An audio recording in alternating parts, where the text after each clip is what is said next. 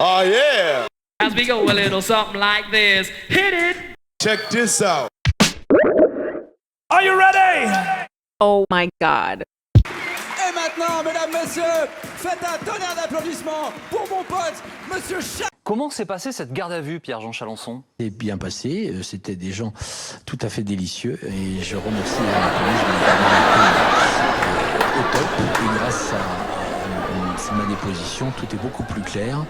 Oui, il y a eu beaucoup de fantasmes, beaucoup de choses qui se sont dites qui étaient totalement cavaleresques, comme aurait dit Jacques Chirac. Et donc, c'était tout à fait normal que la police judiciaire nous reçoive et nous demande notre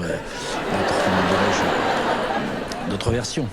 Donc, je pense que ces personnes souhaitaient plus savoir s'il y avait des ministres du gouvernement qu'autre chose.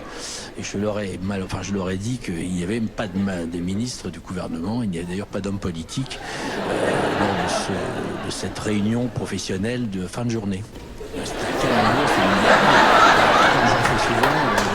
Les téléspectateurs de France Télévisions me connaissent pour ça, et beaucoup de gens me connaissent par rapport à mon humour. J'ai toujours une référence à Pierre Desproges, à Thierry Leluron au Coluche. Je monte très vite dans les tours et je redescends aussitôt. Voilà, je trouve ça c'est un enseignement de professionnalisme de cette métier. Voilà, je pense qu'ils auraient mieux s'occuper de vendre des maisons et s'occuper de faire du relooking pour les vieilles dames que de s'occuper de journalisme. C'est un peu dommage parce que j'aime beaucoup M6. 15 mois que les gens sont en pandémie, que les gens sont à cran, qu'il y a énormément de gens qui sont dans la précarité, des chefs d'entreprise qui ont perdu leurs entreprises. Énormément de chefs qui se sont suicidés, énormément de suicides, énormément de déprimes, de dépression. Je veux dire, c'était vraiment pas le moment de faire ce genre de choses. C'est pour moi avec des images tronquées.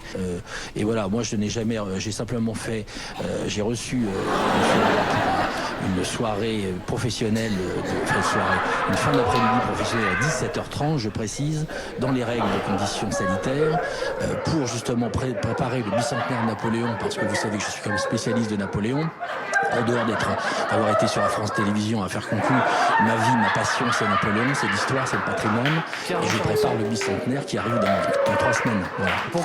On parle d'un déjeuner, de 2 déjeuners et d'un dîner à 17h30. Voilà. Donc quelques dizaines de personnes. Le premier déjeuner, je crois qu'il y avait 15 ou 20 personnes. Et le deuxième déjeuner, c'est un déjeuner de presse avec des journalistes. Et d'ailleurs, aussi quelqu'un de chez vous. Il y avait, je crois, 6 ou 8 personnes. Et le dernier, c'était le 1er avril, donc un soir, à 17h30, je précise. Et je crois qu'on tourne aux alentours de 25 ou 27 personnes, quoi. Sur l'ensemble de la soirée, des gens qui ne sont pas restés. Enfin voilà, mais je pense que c'est pas une question de nombre ou de pas. Je pense que l'histoire vient de cette histoire d'hommes politiques.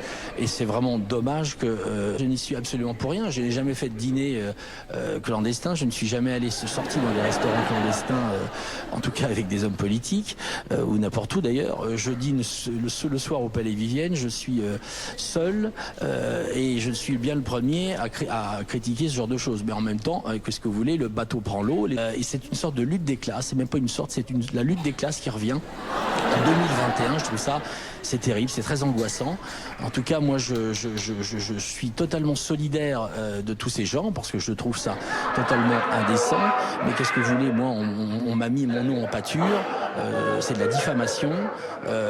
Voilà, c'est totalement aberrant. Mais bon, mon problème, c'est que je suis une grande gueule et je suis populaire. Donc voilà, on essaie de me... Mais j'ai énormément de soutien, n'ayez pas peur.